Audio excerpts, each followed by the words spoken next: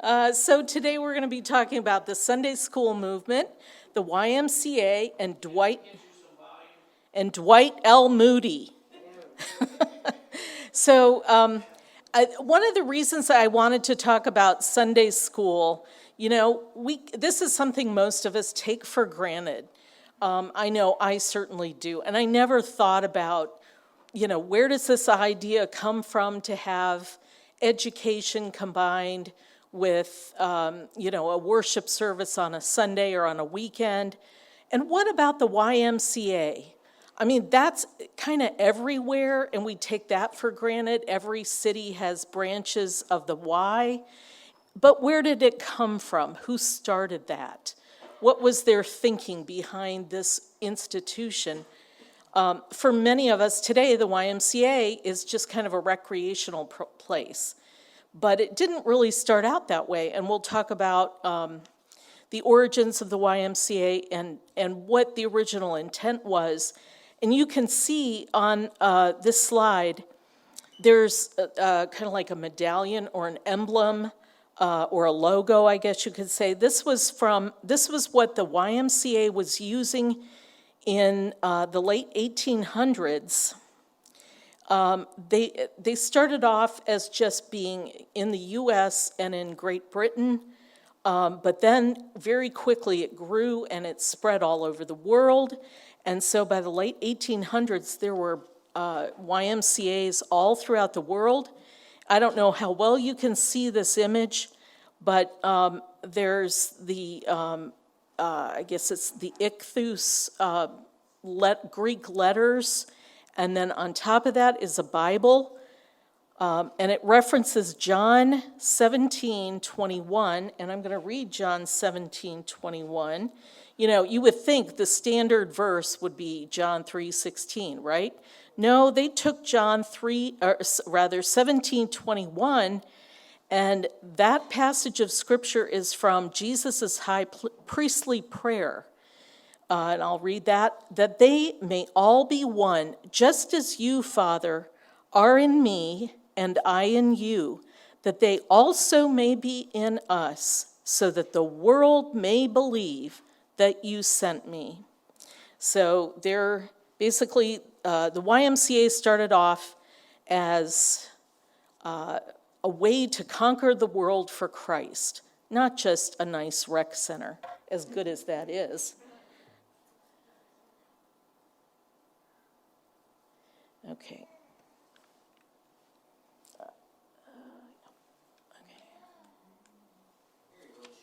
Nope.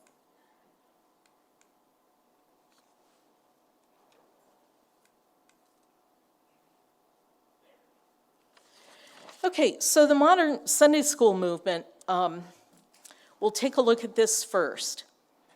Throughout the history of the Christian church, various forms and methods have been used to educate church members in the faith, whether those members are children, teens, or adults. In the early church catechesis, which is a Greek word meaning instruction, it started off as an education of converts to Christianity. But as the religion became institutionalized, catechesis was used for education of members who had been baptized as infants. So once the church got going and they were baptizing more infants than they were adult converts, they needed a way to educate those children in the faith. Simple methods were used at first, including memorization of portions of the Bible and the creeds. Manuals for Christian instruction, or catechisms, began to appear in the late Middle Ages in Europe. During the Protestant Reformation, the Reformers insisted that the Lord's Prayer and other forms be memorized in the vernacular languages of the people rather than in Latin, as was the practice among Roman Catholics. And they wanted individuals to be able to fully understand the prayers. The use of a question and answer format was popularized by Martin Luther in his 1529 Small Catechism. Luther wanted the catechumen, a Greek word meaning one being instructed, to understand what he was learning. So the Decalogue, or the Ten Commandments, literally the 10 words. The Lord's Prayer, the Apostles' Creed were divided into small sections, and each of those sections was followed by the question, what does this mean? So Luther's emphasis, like so many people who've been involved in Christian instruction, is I want you to memorize some things, but I don't want you to just memorize. I want you to be able to understand these. Ultimately, you should be able to explain what these things mean. As the Reformation grew in scope in Western Europe, confessions of faith were developed that served as the basis for instruction. The Westminster Confession of Faith was first drawn up by the 1646 Westminster Assembly in England as part of the Westminster Standards. And this was it became the official confession of faith for the Church of England. The Westminster Shorter Catechism is a catechism written between 1646 and 1647 by the Westminster Assembly for the Church of England, and it's based on the larger catechism. The larger catechism was intended for adults, and it was intended that ministers would use this catechism as a framework when they put together their sermons and also any adult instruction that occurred in the church. Now, the shorter catechism is composed of 107 questions and answers. It's not very short, but it is shorter than the larger catechism. The first 12 questions concern God as creator, and questions 13 through 20 deal with original sin and the fallen state of man's nature. Questions 21 through 38 concern Christ the Redeemer and the benefits that flow from redemption. The next set of questions, 39 through 84, discuss the 10 Commandments. Questions 85 through 97 teach concerning the sacraments of baptism and Holy Communion, or the Lord's Supper. The final set of questions, 98 through 107, teach and explain the Lord's Prayer. And of course, for many of us, we know the first question. Very well known, what is the chief end of man? Man's chief end is to glorify God and to enjoy him forever. The idea of a Sunday school came out of the First Great Awakening in England. So, I'm hoping by now, if you've listened to enough of these messages on church history, when you hear the phrase First Great Awakening, the first thing that should pop into your mind is Wesley, John Wesley, the Methodist movement, George Whitefield, etc. Okay, the 1700s. Like so many innovations that transformed the moral and spiritual climate of Britain, Sunday schools were a product, although indirectly, of the evangelical awakening that shook the country in the 18th century. In A Short History of the English People, the Oxford historian John Richard Green writes, "A yet nobler result of the religious revival of the 18th century was the steady attempt, which has never ceased from that day to this, to remedy the guilt, the ignorance, the physical suffering, and the social degradation of the poor." Green goes on to state that it was not until the Wesleyan impulse had done its work that this philanthropic impulse began. The Sunday schools established by Mr. Robert Raikes of Gloucester at the close of the century were the beginnings of popular education. Whoops, I forgot it. Sorry about this. I had some issues with my PowerPoint this time. I have a few typos and glitches. I will go back and fix this. Anyway, a man by the name of Robert Raikes, who was born in 1736 in England and died at some point in the 18th century, was a prominent citizen and businessman, the owner of the influential Gloucester Journal. So he was pretty well off.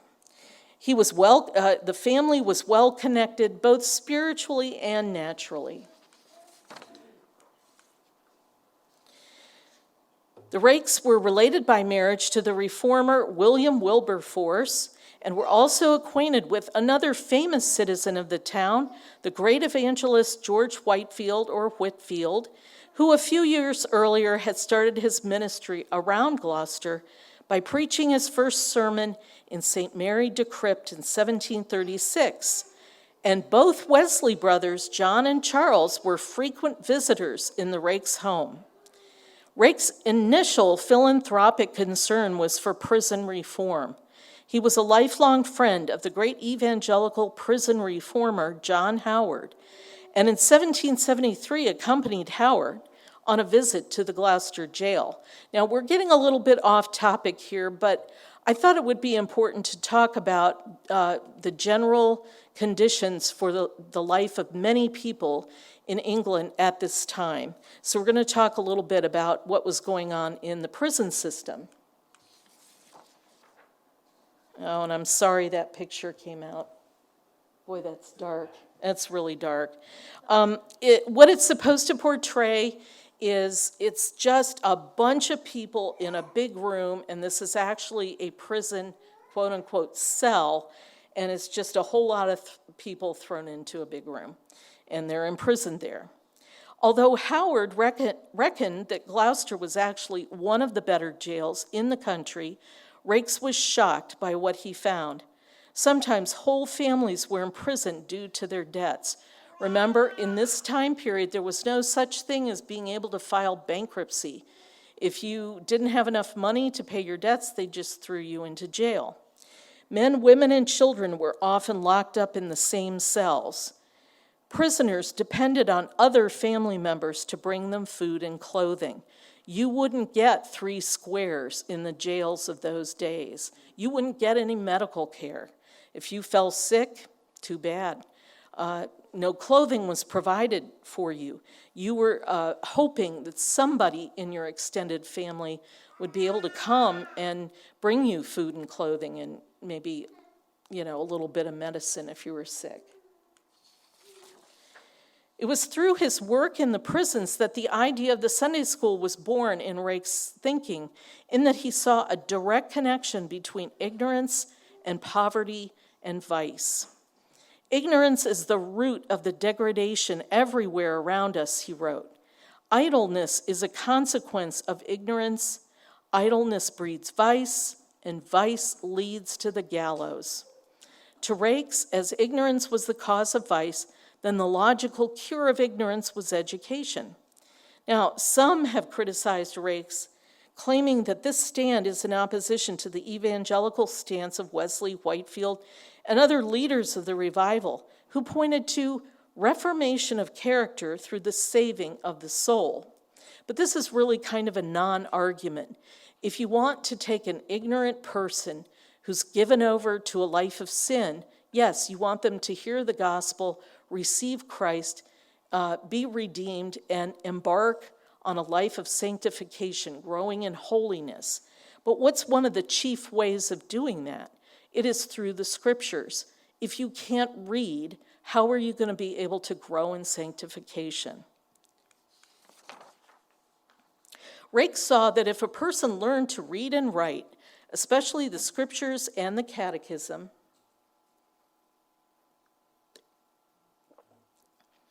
he or she might very well come to a knowledge of salvation.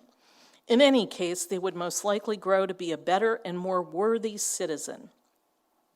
At this time, only the middle and upper classes in England got any education at all. The children of farmers, miners, and factory workers seldom got any formal education and had to work alongside their parents or other adults in the fields, mines, and factories of England. The factory system brought huge changes to English society. People moved from farms and villages to work in the factories of cities like Birmingham, Manchester, and Liverpool, where living conditions were terrible. Family structure broke down, and many children were left to fend for themselves, homeless and hungry. At this time, if you were in the lower classes and you lived in one of these industrial cities, the entire family worked in factories. mother, father, and all the children when they were old enough. And a lot of children started in the factories at ages 5 and 6. Rakes hoped to educate these children who often had to work 6 days a week, which only left Sunday for a school day. Okay, because England is ostensibly a Christian nation, the employers are not going to make people work 7 days. They probably would have liked to have done that, but again, because of the Church of England and, a relative degree of influence of Christian thinking, there's still this idea of the Sabbath. So the factory owners would be looked down upon if they ran their factories 7 days a week. So Rakes started a Sunday school in 1780.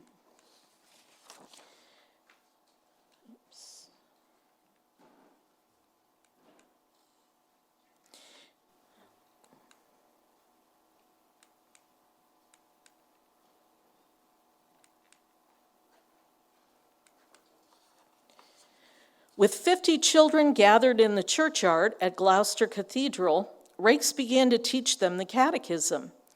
This first attempt was not successful, and Rakes turned to employing married women to teach children in private homes. So he was basically funding this. As the program gained a following, it became more successful. Lessons would take place in the morning from 10 a.m. to 12 noon. The children would then return at 1 o'clock for more lessons until 4 p.m., then walk across the road to St. Mary de Crypt Church to attend a short service during which they were catechized. So it was a full day for the kids, and I'm sure they fed them as well. They would have had to. Finally, to round off this full day, they would return to school with more lessons until 5:30 when the children would go home. There were rules against cursing and swearing, and good behavior and reverence during the Sunday sessions were always insisted upon. The boys were taught to bow and the girls to curtsy. In the case of recalcitrant scholars, Rakes would see to it that parents administered proper discipline themselves. And the Sunday school program in Gloucester became a great success. As owner of the influential Gloucester Journal, Rakes was in a prime position to publicize the success of the work. In 1783, he wrote an anonymous article referring to the Sunday school as a grain of mustard seed. From that time on, the seed certainly bore fruit, as the article was picked up by newspapers in London and other cities, and the work of the Sunday schools began to be publicized worldwide. The good citizens of Gloucester noticed how noise and disorderly behavior was markedly reduced, and a greater sense of peace prevailed across the city. Other Christians, inspired by Rakes, started Sunday school programs in London and other English cities. In 1787, Rakes' celebrity had grown, and he was invited to an audience with King George III and Queen Charlotte at Windsor Castle to talk about his work. Okay, and when you hear about King George III, this is the King of England who was reigning at the time of the American War for Independence. So that, you can think about how America was at this point in British history. A year later, in 1788, when the royals were staying in nearby Cheltenham, they spent a Sunday with the Rakes family and were shown around some of the Sunday schools in Gloucester in order to see the work at first hand. And following this, articles about the visit appeared in the Gloucester Journal, and this was further promoted by the London newspapers. So certainly if the king and queen are interested in this and behind it, that's huge.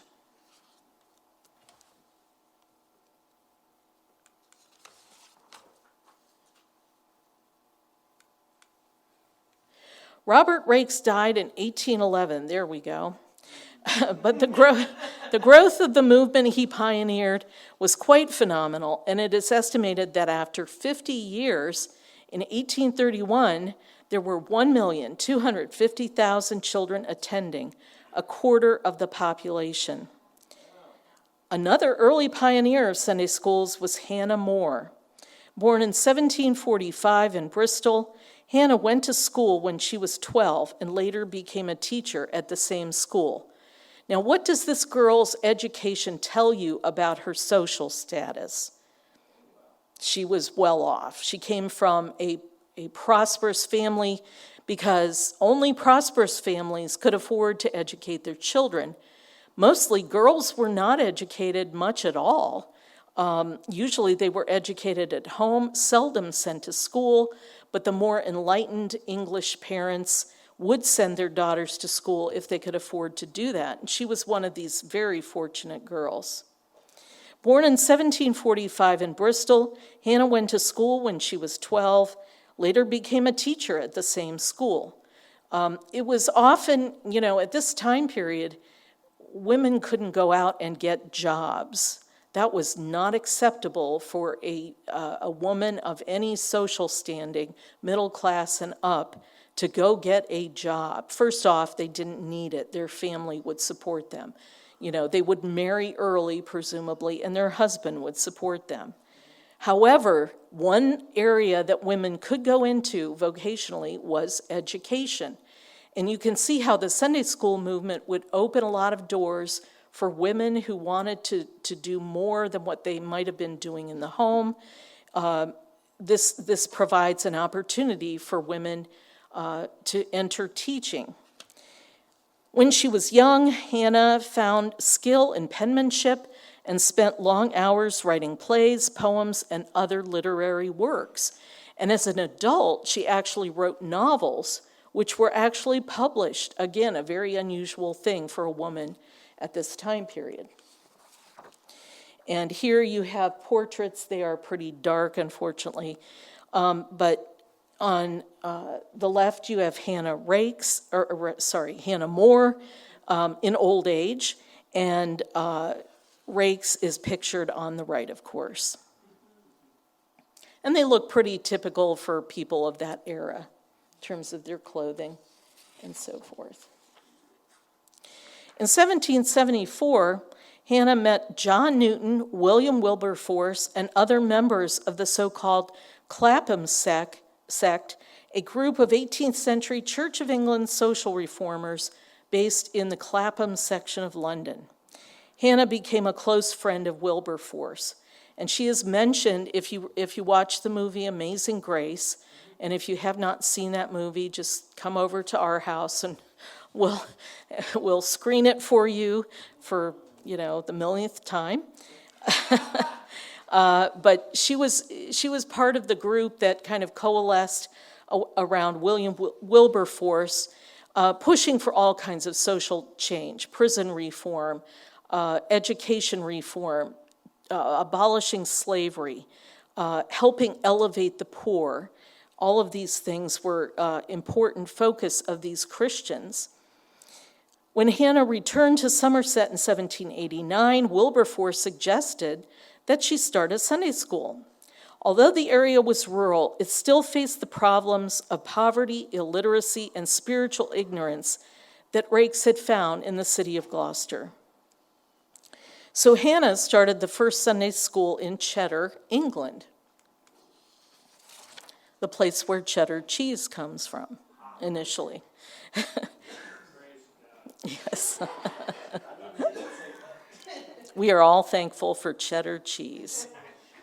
Hannah and her sister Martha rented a small house and barn for the school, where the school teacher could live, and the barn served as the schoolhouse. During the next 10 years, 12 more schools were opened in nearby villages, with most of the funding given by members of the Clapham sect. Moore wrote a book called Hints on How to Run a Sunday School, in which she said that programs had to be planned and suited to the level of the students. She advocated for variety in education, with classes as entertaining as possible, including singing. So again, this is a school that encompasses all aspects of learning: reading, writing, and arithmetic, to put it in that old-fashioned phrase, but all with an aim towards being able to instruct the children in the Christian faith. If they learn to read, they can read the Bible. It should be remembered that most Sunday schools of this period were doing a lot more than religious instruction. The children attending these schools, they were illiterate, they were poor. This was the only formal instruction they ever received. The goal of most of the backers of the Sunday school programs was to enable the children to learn to read and write, to be able to do basic arithmetic, but also that they could learn to read and understand the Bible and receive religious instruction. Now, another byproduct of this education is if a child can read and write and do arithmetic, math, maybe they can be more than just a factory worker. Maybe they can be an apprentice to a skilled tradesman. Maybe they can learn more of a skill that will help them earn more money in their lifetime, and they will be able to gradually rise socially as a result. So there's a lot of good things that will come out of this education. Now, of course, like any innovation, Sunday schools did not go opposed. To many land and factory owners, and even some in the religious establishment, the thought that these lower classes are learning to read sparked fears of a French-style revolution. And actually, I think they were totally wrong. They totally missed the boat. This would help English people of the lower classes become a more cohesive part of the society and lead to a less of a sense of we need to rebel against the upper classes.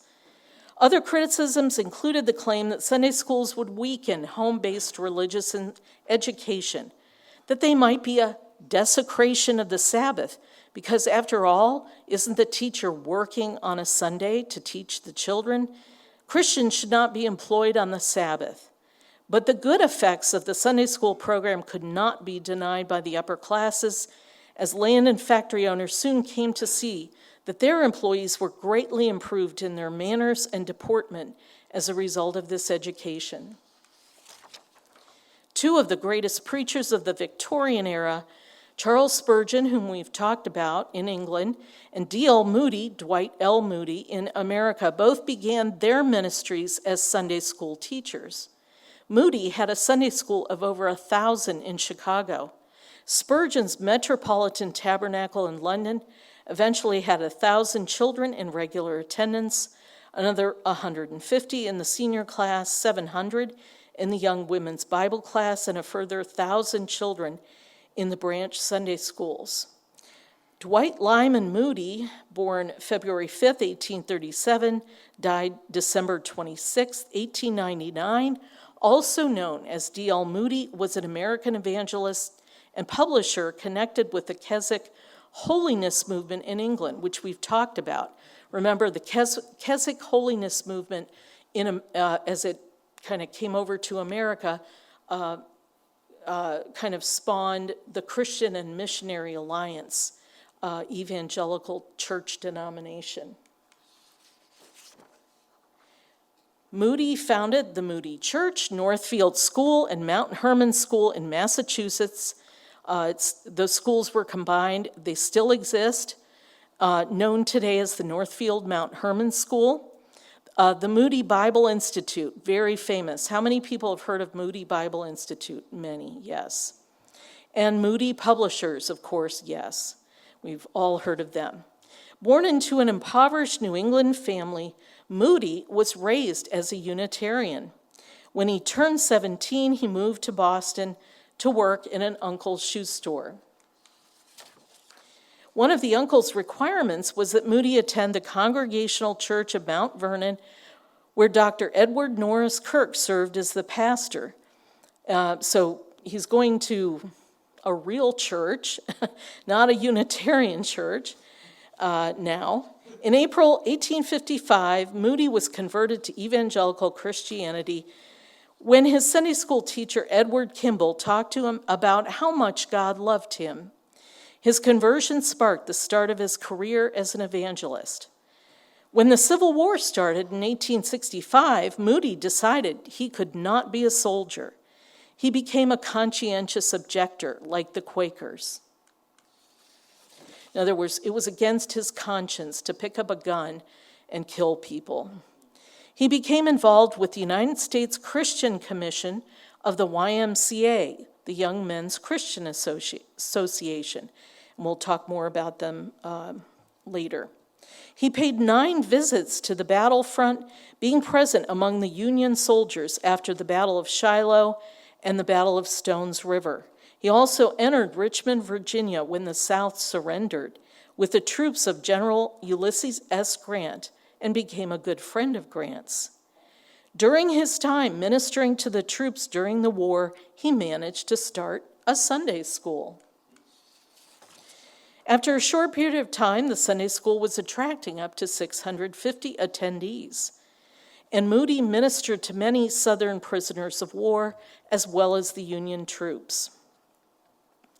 After the war, he moved to Chicago and started a church. In June 1871, he teamed up with Ira Sankey, a gospel singer, and began a pattern of ministry that would later be copied by Billy Graham. The gospel preaching and singing conducted by Moody and Sankey would become a familiar format that Graham would copy for his crusades. Now, I doubt anyone here in the room except my husband has actually attended a Billy Graham crusade. There may be others. Okay, Byron Burks, very good. Oh, John Gray, praise the Lord. So you know what...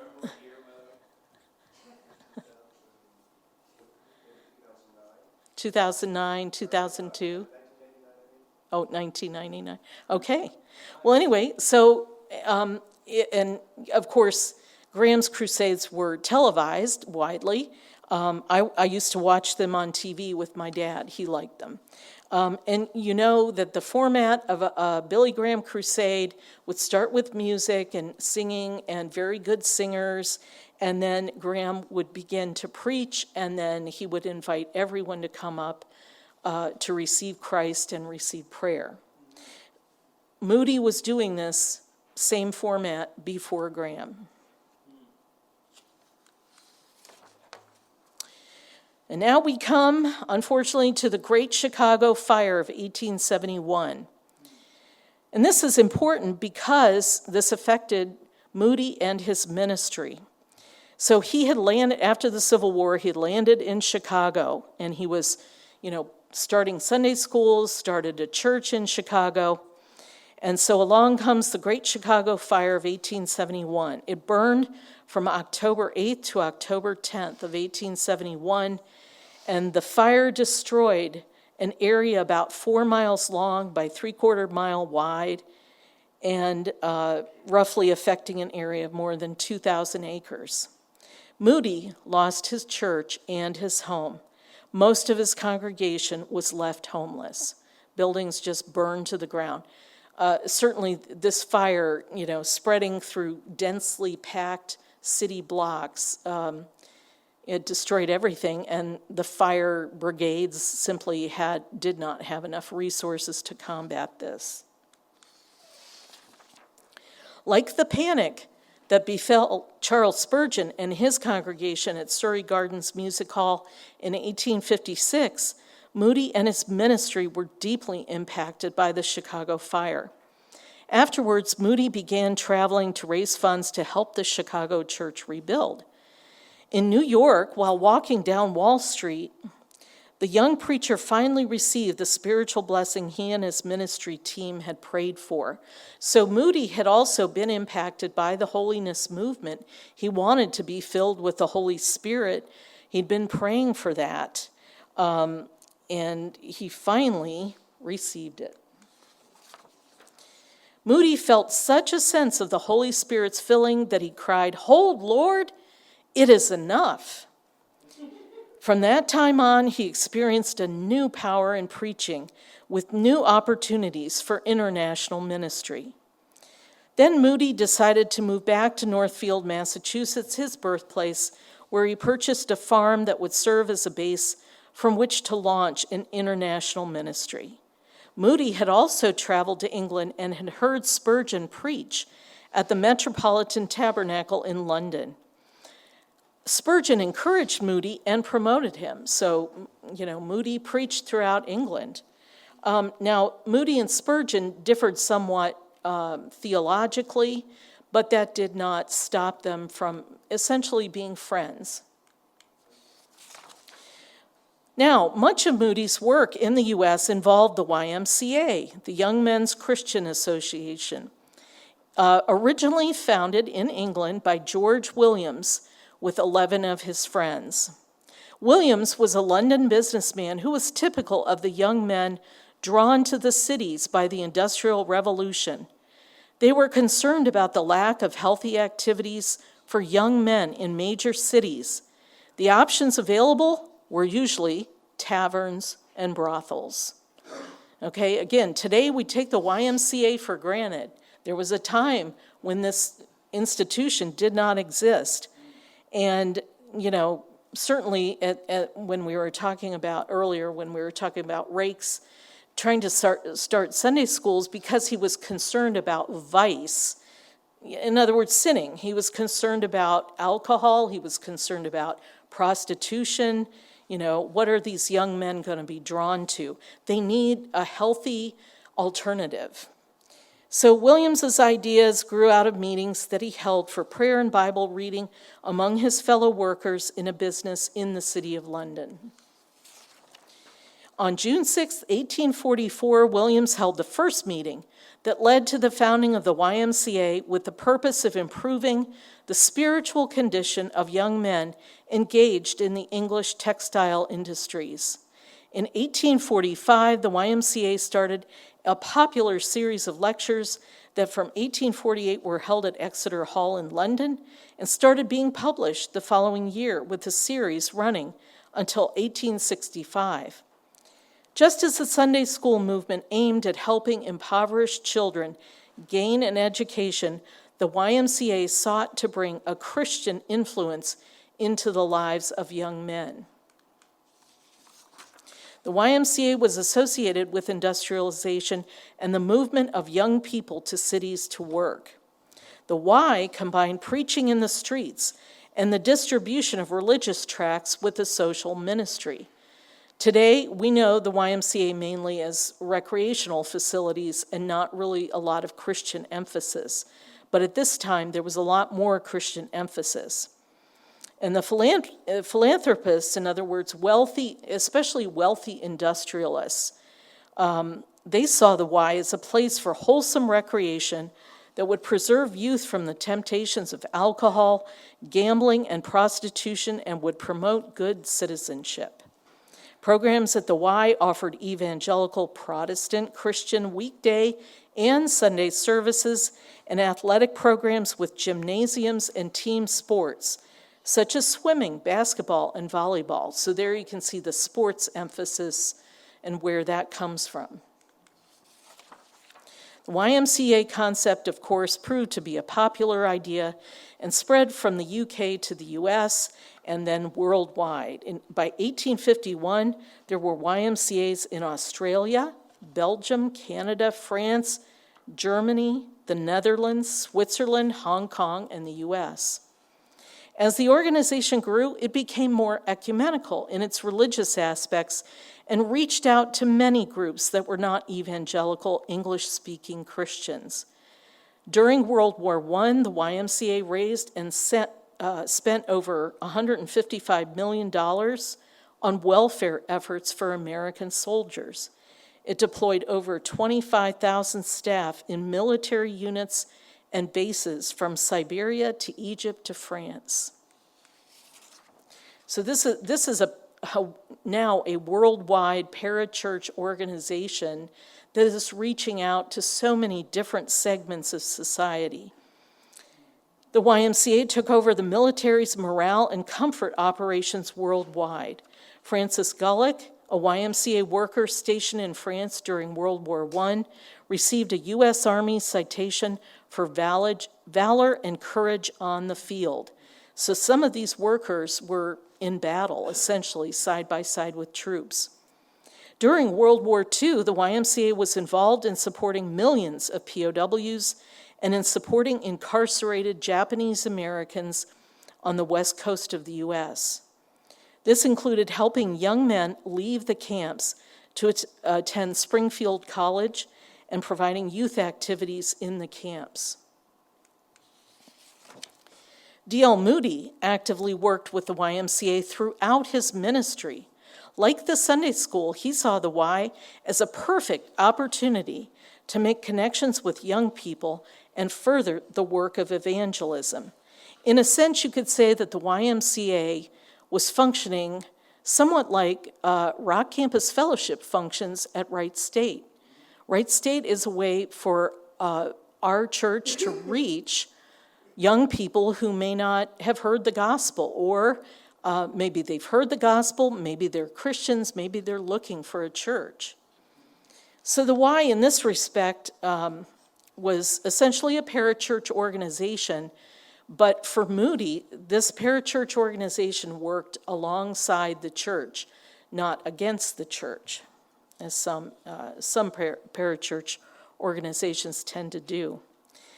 And the goal was to use the Y to reach the unchurched, and when converted, get them to go to a local church. Moody's work with the YMCA in Chicago grew the organization to the point that Y members didn't want to attend another local church on Sundays. Moody then turned the Y in the North Market section of Chicago into an actual church, the Illinois Street Church. Almost every communicant or member had been rescued from degradation by the work of the Y. Each member was given tasks to do to serve the church. Meetings were held every night, and to many it seemed it was a continuous revival. Moody at times would find himself completely exhausted and almost ready to give up. But a few hours of rest or a slight change in occupation generally sufficed to put him very quickly on his feet again. Moody, like Spurgeon, basically worked himself to death for the Lord. It's amazing how many parallels there are if you read biographies of both men. Many parallels between, their lives, and they worked unceasingly. They just never stopped. Later in life, Moody would continue to raise funds in support of the Y. He would go on after the Great Chicago Fire to help the homeless in the city, rebuild the church, and continue ministering to all he could. After the fire, he preached a stirring sermon in which he proclaimed, he had also preached the night of the fire, right before they fled the church to get away from the fire. But after the fire, he said, "After the meeting, we went home," referring to the previous day. "I remember going down LaSalle Street with a young man who was probably in the hall tonight and saw the glare of flames. I said to the young man, 'This means ruin to Chicago.'" He continued, "About 1 o'clock, Farwell Hall went. Soon the church in which I had preached went down, and everything was scattered. I never saw that audience again. My friends, we don't know what may happen tomorrow, but there is one thing I do know, and that is, if you take the gift, you are saved. If you have eternal life, you need not fear fire, death, or sickness. Let disease or death come, you can shout triumphantly over the grave if you have Christ. My friends, what are you going to do with him tonight? Will you decide now?" So this fire didn't shut him down. He continued his preaching, and he went on to have just an incredible ministry. Another interesting thing about Moody, I didn't include it in the presentation, but interestingly, although he went to many different countries and preached, he never made it to any of the Scandinavian nations, Norway, Sweden, Denmark, Finland. He never made it to those countries, but his printed materials did. And those countries were swept with an evangelical awakening simply because of Moody's literature. And many Scandinavians, just basically used all of his materials to support their ministries and what they were doing to evangelize in their countries. So I think his work is a testament. One man can only do so much. Certainly, this was a great man who achieved great things. He preached to millions of people. Many people were saved under his ministry. but many more were impacted through the organizations that he left and his writings. I would really encourage you, if you've never done so, to read some things that he wrote. There's a lot of free stuff on the internet, and here's just a few. There's just a lot of free stuff on the internet about Moody, biographies of him, his family members, his wife. I didn't even get a chance to mention his wife, Emma. She worked just like Charles Spurgeon's wife. She worked alongside her husband, assisted the ministry in many, many ways. And she was one of the ones, just like Charles Spurgeon's wife, Susanna, making sure that literature was being disseminated widely, that people were getting pamphlets, books, and tracts, and extending the ministry in that way. So this concludes what I have for the Sunday School movement, the YMCA, and Dwight L. Moody. Any questions or comments?